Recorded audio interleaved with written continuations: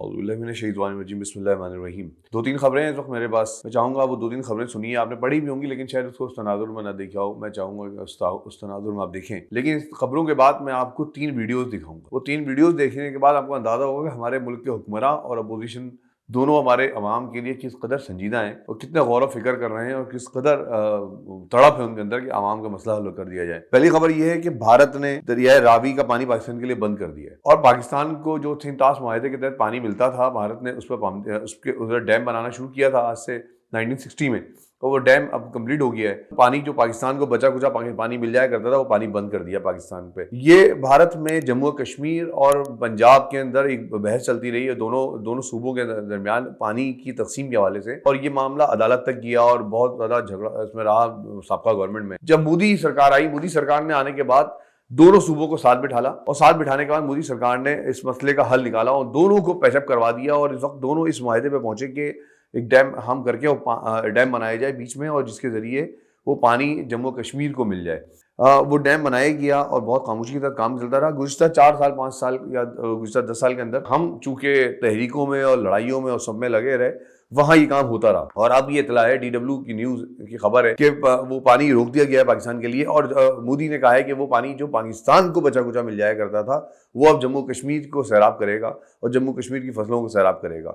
ये है एक खबर। दूसरी खबर यह है कि रूस ने पेट्रोलियम मसनूआत की बरामद पे पाबंदी आयद कर दी है 6 महीने के लिए। रूस से पाकिस्तान इतने अरसे तक कोशिश करता रहा कि रूस से पाकिस्तान पेट्रोलियम मसनूआत बरामद करें, लेकिन रूस ने अब 6 महीने के लिए पूरी दुनिया पे बरामद पे पाबंदी लगा दी है। उसके मुख्तलिफ मकासद हैं। उसमें जाहिर सी बात है रूस के अंदर इलेक्शन हो रहा है, वो भी एक मसला है। फिर कहा यह जा रहा है कि रूस चूंकि नेटो अफवाज को नुकसान पहुंचाना चाहता है इसलिए भी उसने ये इक़दाम उठाया है। रूस का मामला अलग है, लेकिन रूस ने अब पाबंदी लगा दी है जिसके असरात बराह रास्त पाकिस्तान पे पड़ेंगे, क्योंकि पाकिस्तान को जो तेल बरामद करता है, पाकिस्तान अपनी जरूरत का सिर्फ 20% तेल जो है वो खुद पैदा करता है, जबकि 80% तेल जो है वो बरामद करता है, उसके ऊपर उसका इन्हिसार है। रूस ने वो तेल पर पाबंदी लगा दी है जिसके बाद पाकिस्तान में पेट्रोलियम मसनूआत की कीमतें मजीद बढ़ने जा रही हैं और आने वाले दिनों में जो पेट्रोल आज 280 रुपए लीटर आज मिल रहा है और दीगर जो इसकी कीमतें हैं वो आने वाले दिनों में और बढ़ जाएंगी। ये रूस का इक़दाम है। पाकिस्तान का इन्हिसार सऊदी अरब,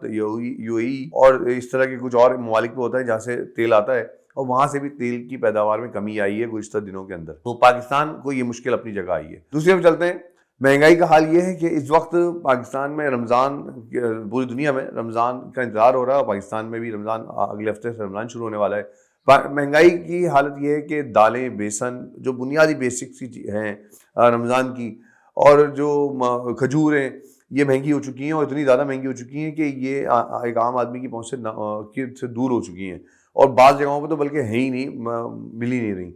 महंगाई की हालत ये है और इन हालात में ये जो मैंने आपके सामने पेश किया है, इन हालात में हमारी आवाम जो हुकूमत की तरफ देख रही है कि हुकूमत कोई इक़दाम ऐसे करेगी जिससे आवाम को रिलीफ मिलेगा, इन हालात में हमारी आवाम जो अपोजिशन की तरफ देख रही है, जो आस्तीने चढ़ा के खड़ी हुई है कि अब आवाम के लिए कुछ करेगी, तो वो क्या कर रहे हैं आइए आपको दिखाते हैं पार्लियामेंट के।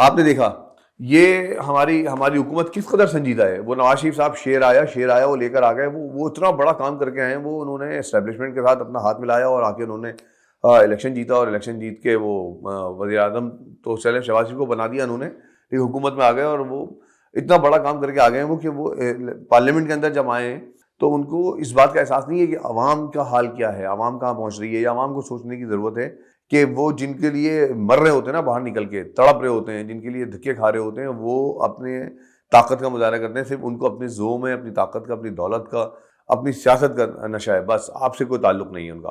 دوسری جانب آپ دیکھ لیں کہ تحریک انصاف ہے، عمران خان کے حق میں نعرے بازی کی جا رہی ہے، ٹھیک ٹھاک نعرے بازی کی جا رہی ہے، پارلیمنٹ کا اجلاس ہے، اگلے مہینے انتخابات ہیں، ملک کی حالت ایسی ہے، ایک جو میچیور اپوزیشن کا کردار ہوتا ہے وہ اپوزیشن کا کردار نظر نہیں آ رہا کہیں کہ وہ عوام کے لیے کوئی بات کر سکیں، عوام کے مسائل پہ بات کر سکیں۔ عوام مہنگائی کی میں پس گئی ہے، ختم ہو گئی ہے، عوام کے پاس کچھ بھی نہیں بچا ہے، لیکن وہ ظاہر سی بات ہے ان کے لیے ان کا ایجنڈا کچھ اور ہے۔